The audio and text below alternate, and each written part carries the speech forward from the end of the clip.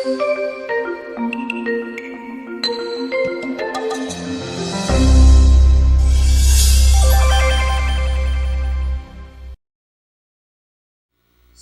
133, verse 1. It is truly wonderful when relatives live together in peace. Napakahalaga na ang pamilya, mga magkakamag-anak ay tahimik, payapa ang buhay, because we have only one life to live in this world. Anatomy of a Family Feud. Yan ang pamagat ng ating pag-aaral at pagpalain naman tayong lahat ng ating Amang Diyos. Aming Ama, salamat po dahil kayo ang may dakilang layunin para sa amin na mapayapa, matahimik ang buhay naming lahat. Ngayon po ay kami kausapin, turuan, akayin nyo. Lead us unto greater knowledge of you that will lead to fruit-bearing in our lives. Spiritual fruits of peace, love, harmony, kindness, goodness. Forgive us our sins, O God. Cleanse us and now teach us. In the name of your Son, Jesus, we pray with thanksgiving. Bago-bago pa lamang ang mga kwento sa Biblia, kukunti pa lang ang mga tao, ay marami ng gulo. In fact, the first murder was committed by a brother against a brother. Unang pamilya pa lang recorded in Genesis, may mga gulo na. At ngayon, titingnan natin na isa pang gulo ng isang mag-anak. At suriin natin ating mga sarili-sariling buhay at pamilya kung ano ang aral na mapupulot mula sa leksyon nito. Genesis 25:27. The boys grew up and Esau became a skillful hunter, a man of the open country, while Jacob was content to stay at home among the tents. So dalawang magkapatid, kambal actually, isinilang ng magkasunod na magkasunod sapagkat sabay sila na ipinaglihi. Si Esau, mahilig sa labas, outdoors, hunter, a man of the open country, at si Jacob naman, laging kasama ng nanay niya sa loob ng bahay, sa tent, luto ng luto. Nandun siya sa domestic bliss. There's contrasts between these two brothers. Now, contrast, when handled well, could actually add color and beauty to a fellowship. But when mishandled, it could create stress. Genesis 25:28. Isaac, who had a taste for wild game, loved Esau, but Rebekah loved Jacob. Itong tatay, si Isaac, mahilig din sa labas, mahilig din mag-hunting, mahilig kumain ng mga karne ng mga hayop na kanilang nahuhuli pag nag-hunting. Paborito niya si Esau dahil pareho sila ng ugali. At si Rebekah naman ang paborito, si Jacob, na lagi nasa bahay, luto ng luto, linis ng linis. Nakita na agad natin dito ang isang pinagmumulan ng gulo sa mga pamilya. Mother and father play favorites. May pet, mama's pet, papa's pet. Instead of balancing the personalities of their sons, these parents affirm, encourage, and even patronize their sons' differences, and they take sides. Ito ang paborito ko, yan ang paborito mo. Genesis 25:29-30. Once when Jacob was cooking some stew, Esau came in from the open country, famished. He said to Jacob, "Quick, let me have some of that red stew. I'm famished." Umuwi minsan na gutom itong si Esau dahil galing siya sa kung saang paglagalag sa kung saan mga lugar. Gutom na gutom, inabutan ng kanyang kapatid naman na si Jacob na kakaluto-luto pa lang ng lentils. Kumbaga sa atin, ginisang munggo. Umaamoy-amoy ito at napakasarap kainin at umuusok-usok pa. Gutom na gutom itong si Esau. Meron kaya siyang hypoglycemia na nararamdaman ng mga diabetics, na pagka nagutom ka at bumaba ang blood sugar mo, halos mauupos ka at talagang kahit siguro ulo mo ibebenta mo, makakain ka lang dahil para kang nauupos sa kandila. So sabi niya, bigyan mo ako. Yung niluluto mo na yan. Genesis 25:31, Jacob replied, "First, sell me your birthright." Birthright of the firstborn, kasi si Esau ang panganay, for a bowl of lentil stew? Ang laki naman ng hinihinging kapalit nito para sa isang mangkok na munggo. The birthright is never explained fully by Scripture, but it could be an honorific, it could be an entitlement of the firstborn to whatever honor or fortune or inheritance. Pero mahalaga yon. Nasa panganay yung birthright. Sabi, ibigay mo muna sa akin ang birthright mo bago kita pakainin. Genesis 25:32, look, I'm about to die. Esau said, what good is the birthright to me? Sa tao nga naman talagang nag-aagaw buhay halos at nauupo sa gutom, ano ba naman yung birthright na yan? Ang mahalaga, makakain, makainom. Genesis 25:33, but Jacob said, swear to me first. So he swore an oath to him, selling his birthright to Jacob. It's a very bad trade. Yung gipit, ginipit na lalo. Genesis 25:34, then Jacob gave Esau some bread and some lentil stew. He ate and drank, then he got up and left. So Esau despised his birthright. So obviously, the narrator has some bias for Jacob. Dahil itong sobrang sweetik na kapatid na ito, ay hindi man lamang binigyan ng kahit konting passing comment sa kanyang ugali. At sinabi, ayan, binaliwala nitong si Esau ang kanyang birthright. Genesis 27:1-4. When Isaac was old, so doon, lumipas na ang panahon, tumanda na ang magkapatid na ito, at yung tatay nila na si Isaac ay matanda na, at halos nag-aagaw buhay na sa katandaan. When Isaac was old and his eyes were so weak that he could no longer see, he called Esau his older son and said to him, I am now an old man and don't know the day of my death. Now then, get your equipment, your quiver and bow, and go out to the open country to hunt some wild game for me. Prepare me the kind of tasty food I like, and bring it to me to eat, so I may give you my blessing before I die. Eh dito naman pala mana, itong si Esau, sa tatay niya na mahilig din kumain ng karne. At sabi niya, ang tanda-tanda ko na, ang labo-labo na ng mata ko, bago ako mamatay, mag-hunt ka muna. At yung mahuhuli mo, lutuin mo, the way I really like it, and you know what I like, kasi pareho tayo ng taste. At pagka napakain mo na ako, ibibigay ko na sa iyo ang aking final na pagpapala, blessing, and then I will die. So food for final blessing, yun ang trade. Kanina, food din, no? For a birthright, sa ama nagmana, sa Esau. Kaya pala, siya ang paborito nitong tatay. Genesis 27:5-10. Now, Rebekah was listening to Isaac spoke to his son Esau. When Esau left, Rebekah said to Jacob, go out to the flock and bring me 2 choice young goats, so I can prepare some tasty food for your father, just the way he likes it.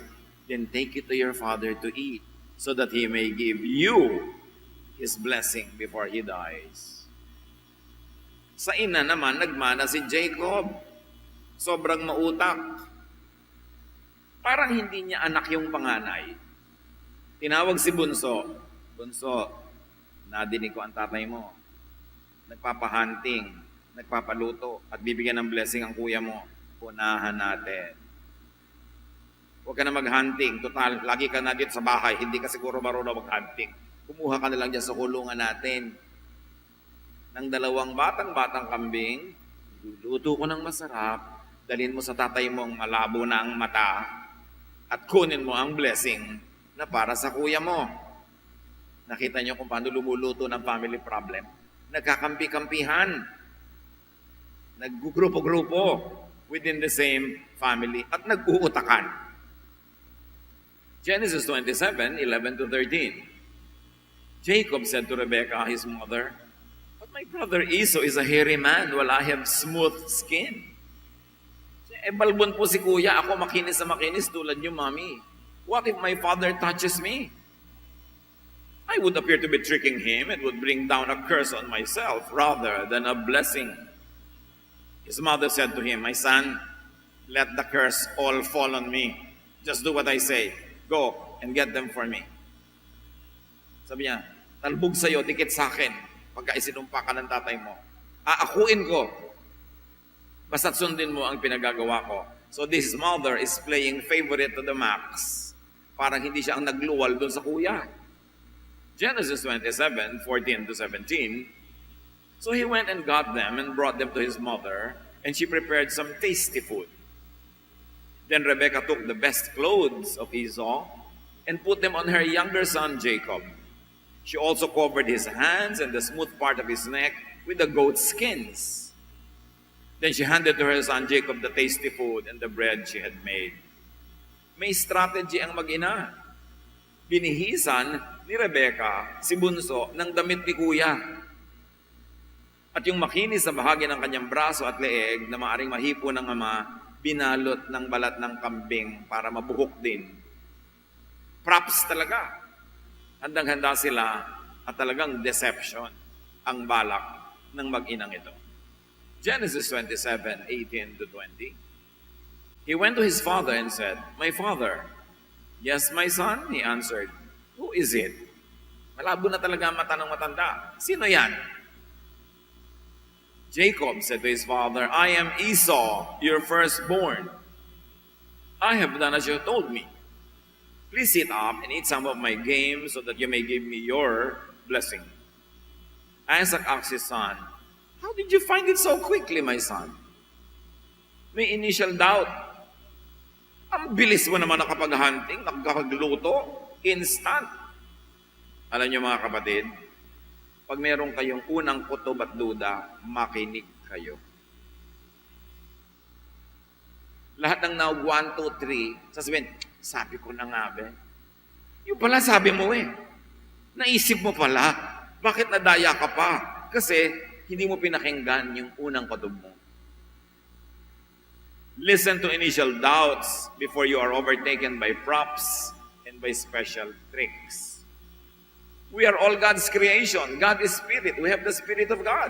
Iba-iba nga lang ang level ng talab sa atin ng wisdom ng Diyos. Pero meron. At kinakausap ka ng Espiritu ngayon, dapat makinig. Hindi laging tama yun because it could be twisted by sin. But when we are living correctly and rightly and we please God, sensitive ang ating spirit. We can perceive deception. So may deception, sabi niya, parang ang bilis naman yata na nahuli at naluto itong aking kakainin. "The Lord your God gave me success," he replied. So now God is used to strengthen the argument. Hindi lahat ng gumagamit ng pangalan ng Diyos ay mapagkakatiwalaan. Maraming ang gumagamit niyan para lalong makapandaya. Wolves come in sheep's clothing. Hindi ko mumukhang sheep ay sheep na nga. Genesis 27:21. Then Isaac said to Jacob, "Come near so I can touch you, my son, to know whether you really are my son Esau or not." May doubt pa rin ang matanda. Sabi, halika nga at hihipuin kita, hahaplusin kita nang malaman kung ikaw nga ang paborito kong anak na mabuhok. Listen to hunches. So gusto niya, meron talagang hunch. Meron talaga siyang kutob. Halika. Genesis 27:22 to 24. Jacob went close to his father Isaac, who touched him and said, "The voice is the voice of Jacob, but the hands are the hands of Esau." He did not recognize him, for his hands were hairy like those of his brother Esau. So he proceeded to bless him. "Are you really my son, Esau?" he asked. "Why will you ask a pretender?" Para bang alam mo na binobola ka, itatanong mo pa, "Mahal mo ba ako talaga?" Siyempre sabihin, oo. Nagsasabi ka ba ng totoo? Tatanungin mo yung tao nagdududa ka kung nagsisinungaling ng totoo ba yan. Tinatanong mong totoo ba yan? Mahal mo ba ako? Kasi gusto mong maniwala. Tulad nitong si Isaac pala na ito ay gustong maniwala. Kasi naamoy na niya yung pagkain. Gusto na niyang kumain. Gusto lang niyang masettle yung konting doubt niya. At yung ganun mga tao are so ready and willing to be convinced. Siyempre, nasa-psychologize ka ng mandaraya. Kung gusto mo talaga yung tinda, yung tumatawad-tawad ka, pero hindi, wala na po talagang tawad kasi nahalata ka na eh. Na gusto mo yan. Genesis 27:24, I am, he replied. Ako ang paborito niyong anak. After giving false impressions which were only suggestive, sinadjust ang kanyang buhok, sinadjust ang damit, an outright lie follows. Pag nakikita ng mandaraya na ikaw ay bumibigay na dahan-dahan, mas lumalakas ang loob niya na tibayan ang kanyang kasinungalingan, na lalo namang magiging very convincing. Genesis 27:5, then he said, "My son, bring me some of your game to eat so that I may give you my blessing." Lunch for blessing. Mana sa ama tong si Esau, na siya naman, lunch for his birthright. Isaac gives it, Esau gives it away. So may common denominator tong mag-ama. Tulad din ng mag-ina, may common denominator din sila. Kaya pala sila yung magkapangkat-pangkat. Genesis 27:25, Jacob brought it to him and he ate. And he brought some wine and he drank. May wine pang idinagdag, additional enticement, blinder pa. Mas nakakapagpalabo pa ng huwisyo. Pag medyo nakainom-inom ka na, malabo pa ang mata mo, at gusto pang kumain, handang-handa ka nang pumasok sa isang bitag. Genesis 27:26, then his father Isaac said to him, "Come here, my son, and kiss me." Another test. Aamuyin ng matanda yung anak kung siya nga ang kanyang paboritong si Esau. Genesis 27:27, so he went to him and kissed him. When Isaac caught the smell of his clothes, he blessed him and said, the smell of my son is like the smell of a field that the Lord has blessed. So yung gamit na damit ni kuya, ang ipinasuot ni nanay kay bunso, at nung kunwari ay hahalikan ng ama yung anak para maamoy niya ang damit, ang naamoy niya yung damit ng panganay. Siguro amoy pawis, amoy damo, amoy araw dahil lagi nasa labas. Sabi niya, yan ang gustong-gusto kong amoy. So, unti-unti na siya talagang naniniwala, bagamat may duda. Genesis 27:30-33, after Isaac finished blessing him, naibigay ang blessing. And Jacob had scarcely left his father's presence. His brother Esau came in from hunting. He too prepared some tasty food and brought it to his father. Then he said to him, "My father, please sit up and eat some of my game so that you may give me your blessing." His father Isaac asked him, "Who are you?" "I am your son," he answered, "your firstborn, Esau." Isaac trembled violently and said, "Who was it then that hunted game and brought it to me? I ate it just before you came, and I blessed him, and indeed he will be blessed." Nangatog, nanginig itong tatay nung malaman niya na naibigay ang blessing sa iba, at eto ngayon yung tunay na karapat-dapat bigyan ng blessing. Bakit irreversible yung mistake nila, hindi ipinaliwanag sa atin? But apparently, sa mga panahon na yon, pag naibigay mo na kahit sa mali, topo-topo, kanya na. Genesis 27:34, when Esau heard his father's words, he burst out with a loud and bitter cry and said to his father, "Bless me too, my father." But he said, "Your brother came deceitfully and took your blessing." Napagtantunan ng matanda na ang kanyang hinala ay tama. Nag 1 + 1 = 2 na siya. Dinaya ako ng kapatid mo. Nakuha ang blessing mo. Esau said, "Isn't he rightly named Jacob? This is the second time he has taken advantage of me. He took my birthright and now he's taken my blessing." Dayaan, lamangan ang game sa pamilyang ito. Kumusta mga pamilya natin? May dayaan din ba? Lamangan. Ate, ikaw magbayad ng kuryente.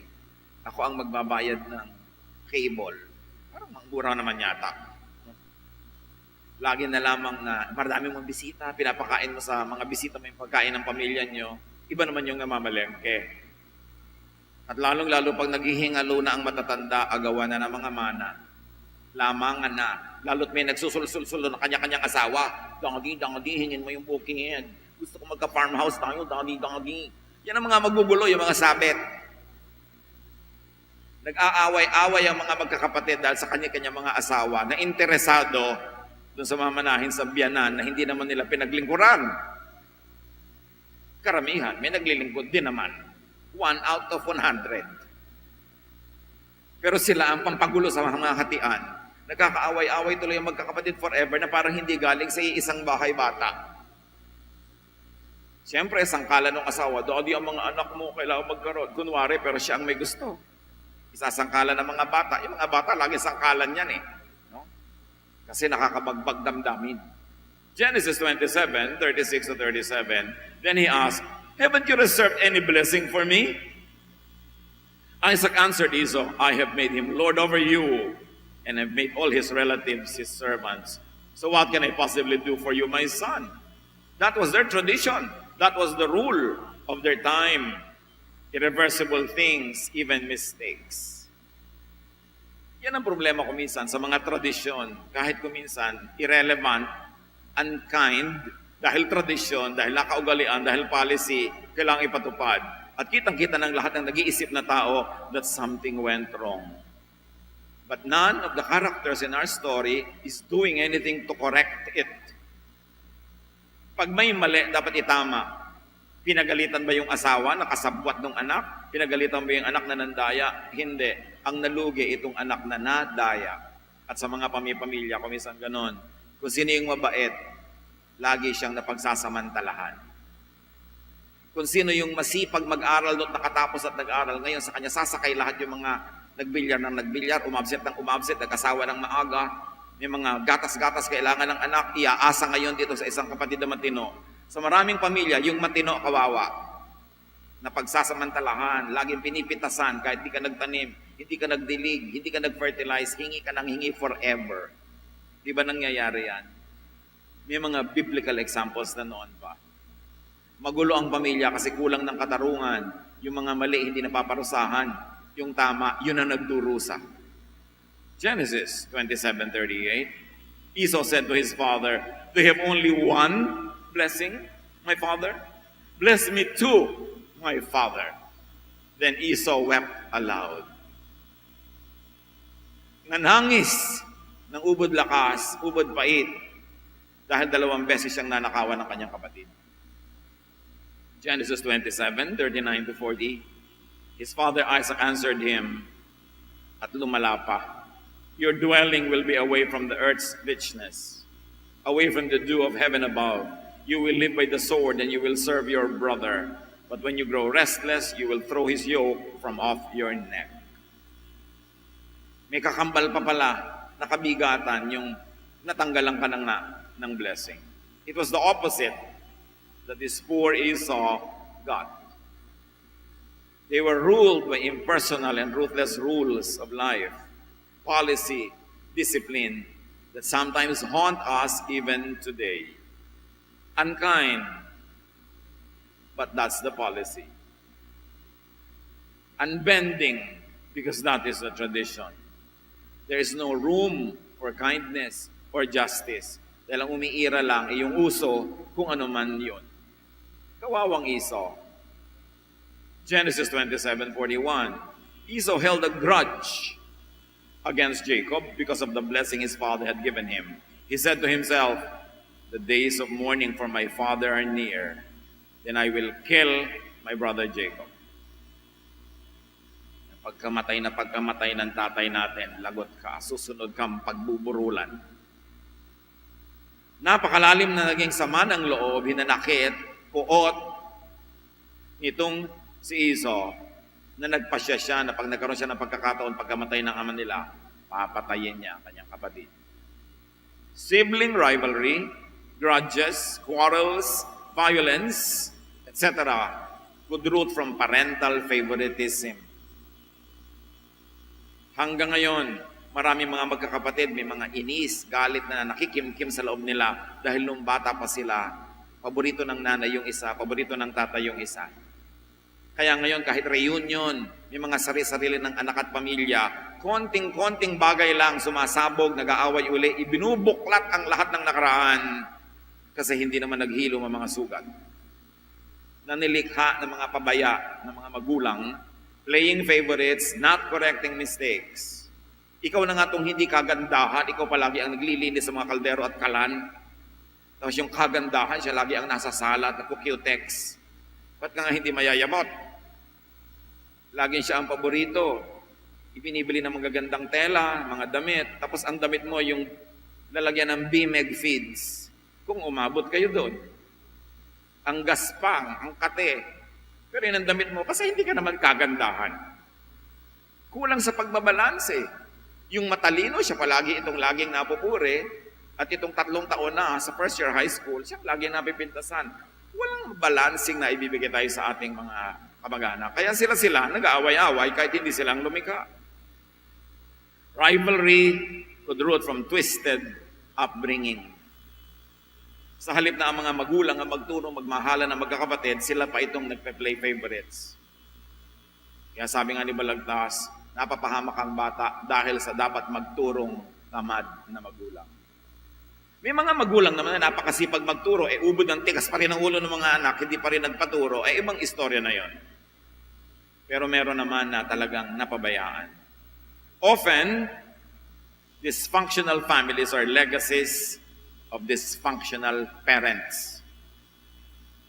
Mga magulang, mag-asawa lalo na, meron man kayong hidwaan, meron kayong mga sama ng loob, may mga naging kamalian kayo against each other, alang-alang sa inyong mga anak, you should set it aside para yung mga gulo ng buhay nyo huwag maging generational pamana.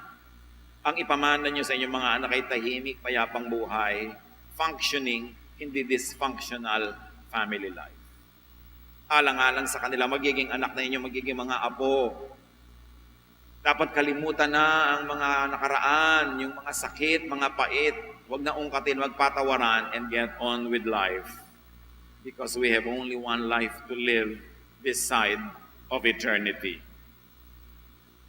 Pag magpapatigasan ng loob, magpapataasan ng pride, pare-pareho lang magdurusa. Dapat magpatawaran, magmahalan, habang may buhay pa, habang humihinga pa. Proverbs 22 verse 6, teach your children right from wrong, and when they are grown, they will still do right. Pag pinalaki mo sa tama, magkamali man yan habang lumalaki, habang tumatanda, konti-konting mali lang, maligaw man yan, nakakabalik uli agad kasi pinalaki sa tama. Yun ang habit. Yun ang lalabas at lalabas pag doon binabad, pag doon tinuruan, at doon pinalaki. Genesis 27, 42-45, sa pagpapatuloy.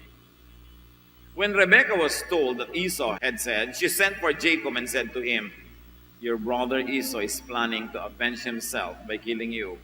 Now then, my son, do what I say. Flee at once. Why should I lose both of you in one day? So itong pamilya na dati magkakasama sa isang tahanan, dahil sa gulo na nilikha ng mga dayaan na ito at lamangan, gustong patayin yung isa. Sabi ng nanay, paborito kong bunso, papatayin ka ng kuya mo. Umalis ka dito, manirahan ka sa mga kamag-anak natin doon sa pagkalayo-layo. O di ano ngayon na nangyari, nagkahiwa-hiwalay sila. Kahit yung anak niya na mahal, nalayo din sa kanya. Dahil sa kanyang mga ginawang machinations. Nilikha ng Diyos ang pamilya para magkakasama, hindi para magkakahiwalay. Mas masaya ang buhay kung kasama mo ang pamilya mo, nagtutulungan kayo. Pero may kasamang problema rin yun. Siyempre, when there are two people living together, may stress. Pero mas malaki ang advantage kaysa disadvantage. Kaya nga may pamilya. Huwag kang gagawa ng bagay na maghihiwa-hiwalay sa inyo, magpapaaway-away sa inyo. Dahil ano man ang mangyari, kayo pa rin talaga yung pamilya. Mahirap makipagkasundo. Mahirap din naman makipag-away. Pareho lang mahirap yan. Yun na lang pagkakasundo. Yun na lang mabuti ang bunga. Actual family division and separation follows the separation of hearts and minds. Nagkakalayo ang mga katawan kasi nagkakalayo ang isip. Pwera na lang yung dahil nagtatrabaho abroad o dahil merong ginagawang kailangan sa malayo. Pero karamihan ng pagkakahiwa-hiwalay ng mga katawan, kasunod lang kasi nagkahiwa-hiwalay na yung mga puso. Pag iisang isipan, magkakabuklod ang puso, yung katawan will speak the same language. Lagi ang gusto ng katawan, magdikit-dikit, magsama-sama, magtropa-tropa, kasi nagmamahalan. So body language tells you what the heart contains. Ano ba ang tendency ng body mo? Lumayo o lumapit? Bakit? At kung ang gusto mo, lumayo sa pamilya mo, bakit? Dapat ayusin. Kasi dapat ang gusto mo ay magkasama-sama kayo. Philippians 2, live in harmony by showing love for each other. Be united in what you think as if you were only one person. Sa church, sa family, sa mag-asawa, live in harmony. Paano nagkakaroon ng harmony? Isa lang ang sikreto niyan, bigayan. Kahit sa choir, may harmony kasi merong malakas ang boses ngayon, merong mahina nga siya para yung malakas ang lumutang. Pag sabay-sabay kayong malakas, sigawan ang tawag doon. Bigayan. Part niya ngayon, tahimik ako. O part niya, mahina ako. Mamaya ako naman, kayo ng harmony.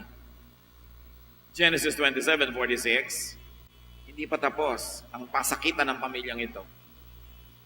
Then Rebekah said to Isaac, I'm disgusted with living because of these Hittite women. Racist pa itong si Rebekah. If Jacob takes a wife from among the women of this land, from Hittite women like this, my life will not be worth living. Sabi ng nanay, huwag na huwag ka mag-aasawa ng mga Hittite women. Ayoko sa kanila. Magiging walang kakwenta-kwenta ang buhay ko pag nagkaroon ako manugang na Hittite. So Isaac called for Jacob and commanded him, do not marry a Canaanite woman. Now, Esau just learned that Isaac commanded Jacob, do not marry a Canaanite woman. Esau then realized how displeasing the Canaanite women were to his father Isaac. So he went to Ishmael and married Mahalat, a Canaanite. Ayaw pala ng nanay ko ng manugang na Canaanite, pues mag-aasawa ako ng Canaanite. Tikisan, inisan. Naranasan niyo daw sa pamilya yung inisan? Ayaw mo pala ng sinigang, sinigang ang ihahain ko. Ayaw mo pala ng maingay, mag-iingay ako. Para mainis ka. Iinisin kita para kamuhian mo ako, para pagtalikod ko, saksakin mo ako. Di ba? Napakalaking kamalian mang inis. Ano ang mapapala mo na nang-iinis ka? Anong benepisyo ang makukuha mo kung naiinis sa'yo ang tao? Pero may mga tao, alam niyo ba, ang galing mang-inis. At habang iniinis ka, kakanta pa. Na parang baliwala yung ginagawa niya hanggang kumulo ang dugo mo. Vexing, hurting one another. Why do relatives, why do family members, why do lovers keep hurting each other?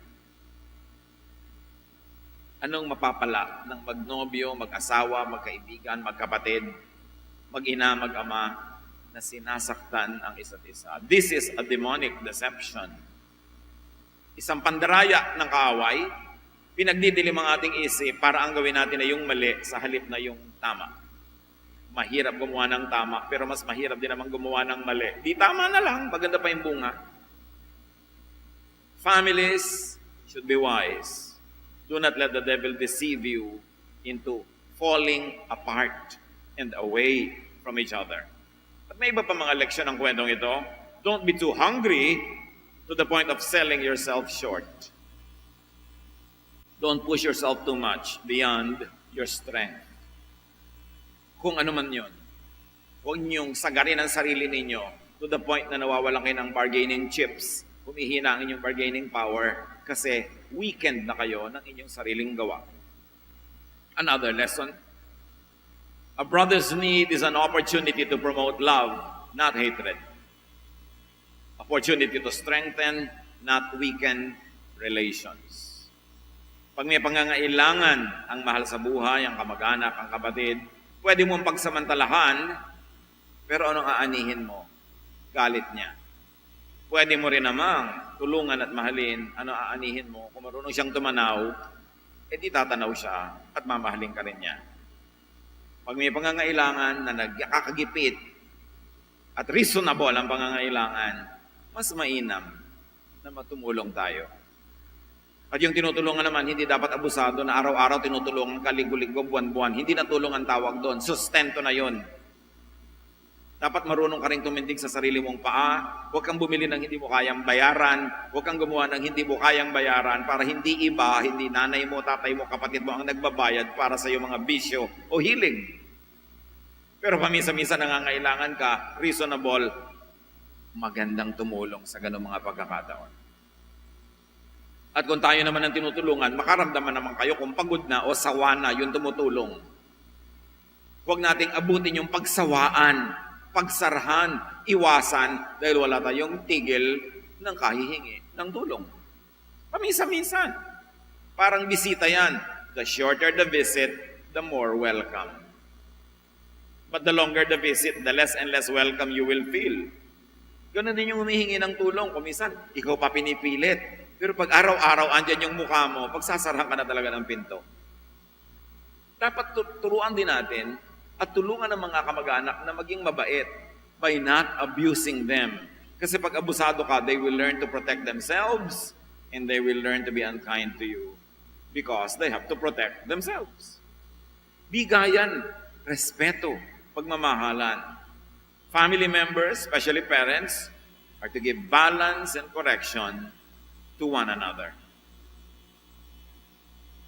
Unang project na mag-asawa, ayusin ang relasyon nila kasi mapabuti at mapasama yon, mga anak nila ang madadamay o makikinabang. At ang mag-asawa, pag may anak na, hindi na lang kayo nabubuhay para sa sarili, may iba ng dahilan, nabubuhay din kayo para sa inyong mga anak. At ang mga anak, syempre, nabubuhay din kayo para sa inyong mga magulang. Lahat may tungkulin, lahat may pribilehyo. Stop. Minimize playing favorites. Pastor, wala po akong magawa. Talaga pong mas malapit ang loob ko dito. Kamukha ko kasi. Magkakorte kami ng noo. Korte balimbing. O sige na, talagang medyo gusto mo siya. Kasi maalalahanin, nakikiliti ka niya. Pero huwag mo nang ipahalata masyado sa iba. Kasi anak mo rin eh. Kung may ibibigay ka, ilihim-lihim mo na lang. Huwag na yung kitang-kita ng iba that you're playing favorites. Because they will resent you and the object of your favoritism. Be wise. Hindi naman talaga naiiwasan na may mas malapit sa loob mo. Pero huwag mo na masyadong emphasize. Bilang magulang, be fair. Minsan lang mabuhay sa mundong ito. Strengthen, beautify your family life, your kinship, friendships, relations. Psalm 133 verse 1 says, "It's truly wonderful when relatives live together in peace." Aming Diyos, turuan mo po kami kung ano ang practical application ng lahat ng ito na hindi matapos naming marinig sa isang tenga, ilalabas sa kabila na parang wala kaming narinig. Turuan niyo kaming pahalagahan ng inyong mga katuruan at sa dysfunctional family na ito, matuto po kami that we'll learn from their mistakes so we could live better lives. Pagbulay-bulayan natin mga kapatid, ano ang kahulugan nito sa ating mga buhay? Ano ang dapat nating ituwid? Ano ang tulong na dapat natin ibigay sa mga tao para sila matuwid? Panginoon, turuan niyo po kami para ang buhay mas maging matamis, masaya, maganda, magaan. At dahil dyan, kayo ay madakila at lalo naming mapuri. Spend some time in silence and ponder the meaning of these teachings to you and to your family.